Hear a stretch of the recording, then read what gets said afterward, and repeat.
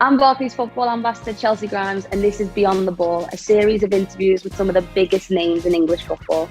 Today, I'm joined by Liverpool and England midfielder Alex Oxlade Chamberlain, and I'll be asking him about his lockdown experience and looking forward to the conclusion of the Premier League season. Alex, how is it going? You okay?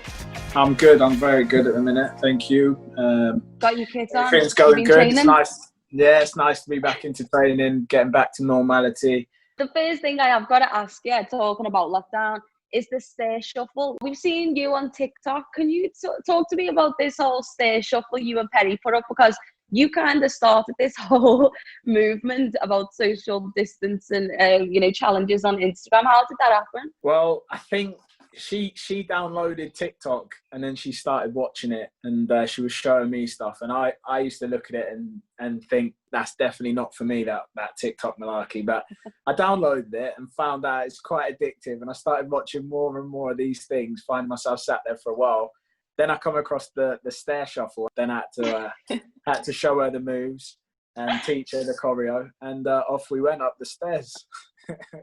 We've seen a lot of positive action from the players, especially Hendo, being behind the players together movement. And, how important has it been to the players to use this time and to use your influence? From a Liverpool point of view, from looking at how everything developed, he was like a massive forefront to everything that the whole league did.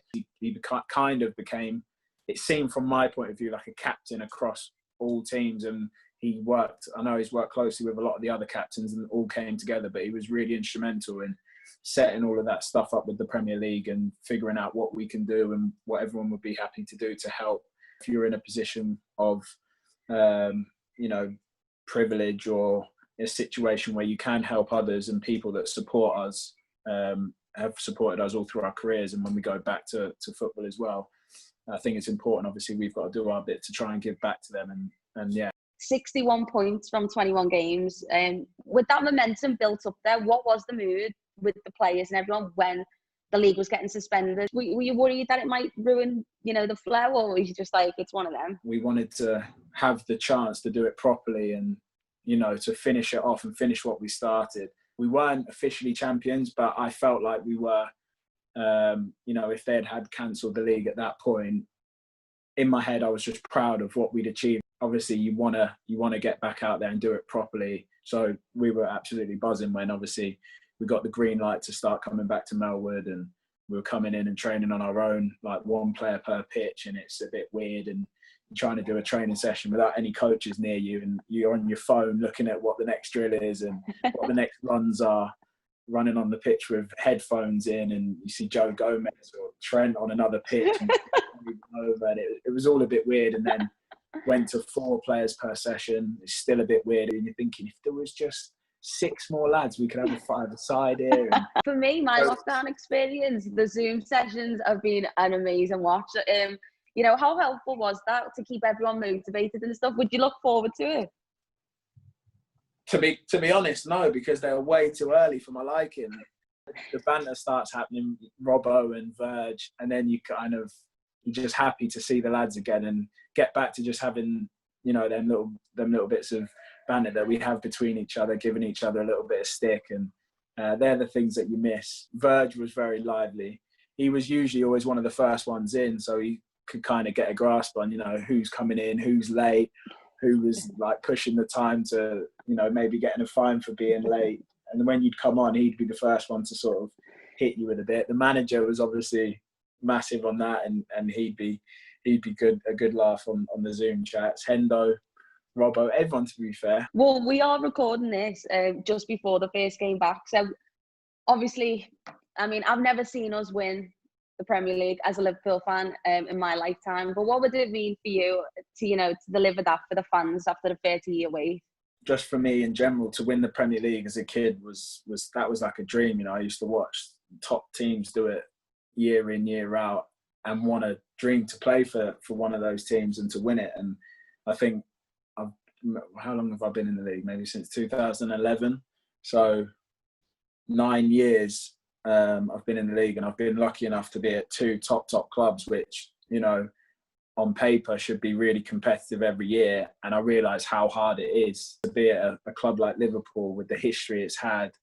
And then with the sort of the strange history that we haven't managed to win it for so many years, it obviously adds a little bit more to it. And, you know, obviously that experience of doing the parade last year after the Champions League and how special that was. Like, I can't stop smiling. I'm just thinking about it now and it's making me happy. I think every single Liverpool fan is just, we're just so ready for it now. We better make sure that we don't mess about then when we get it done. That's the main thing on our minds. But what do you think it is, Alex? Like, what's Klopp done? What with the momentum that he's brought in, or how has he fostered such a winning mentality? I know it must be such a hard question. Put a team together like they've put together, that's obviously the first thing, and that's what the manager always says, that obviously he had a hand in putting us together, but what we've achieved as individuals and a team is he gives us credit for that. But I think he sort of instills the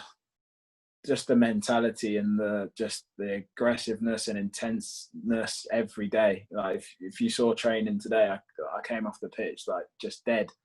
And they said it's a fun session and play with a smile on your face. It was like, honestly, it was like war out there. And that's just how we train every day. What in your view, Ia, is a successful end of the season? I mean, I know hopefully it is, but people are talking about targets and stuff like, you know, Man City's 100 point. Is that a target for you, or is it just getting that trophy back to Liverpool?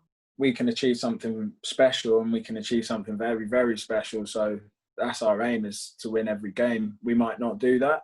That's a good possibility that could happen. But right now, the target's to win every game.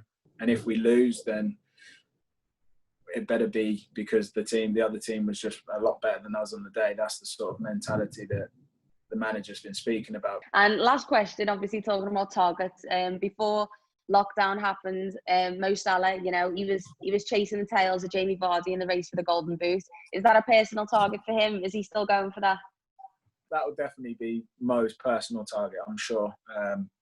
He always wants to push himself to achieve the best he can, and he probably has not helped himself, has he, in that first season with the amount of goals he scored. His expectations on himself are probably quite high now.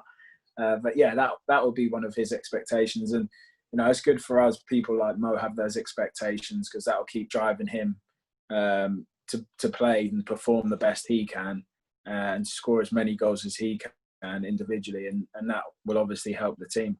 But I'm sure there's a few boys that would like to nab a few more goals. I certainly do, that's for sure. It's coming. More rockets, please. Alex, thank you so much for talking to me today. Good luck with the rest of the season, and I'll see you at the parade, mate. No comment. See you there, hopefully. See you later. Chelsea, thank you. I hope you enjoyed this episode of Beyond the Ball. Follow Barclays Football on Facebook and Twitter for more. See you later.